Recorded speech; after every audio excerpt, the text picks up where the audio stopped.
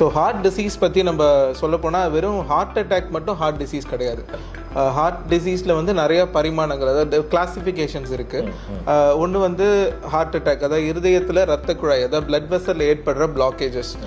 Second வந்து heart pumping function கம்மியாகிறது, left ventricular or right ventricular டிஸ்ஃபங்க்ஷன்னு சொல்லுவோம்.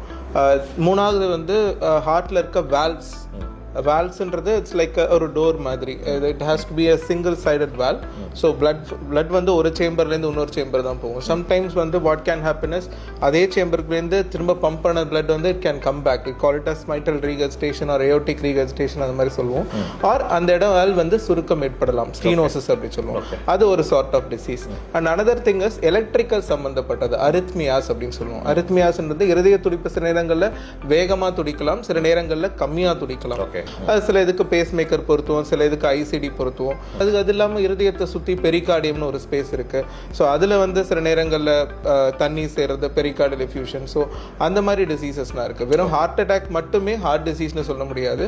ஃபர்ஸ்ட் ஒரு பேஷண்ட் வராங்கன்னா அவங்க எந்த டிசீஸ் கேட்டகரிக்குள்ளே இருக்காங்கன்னு பார்த்துட்டு அதுக்கு தகுந்த மாதிரி தான் அடுத்த கட்டம் ட்ரீட்மெண்ட் சஜஷனாக இருந்தாலும் எதுவாக இருந்தாலும் we have to give.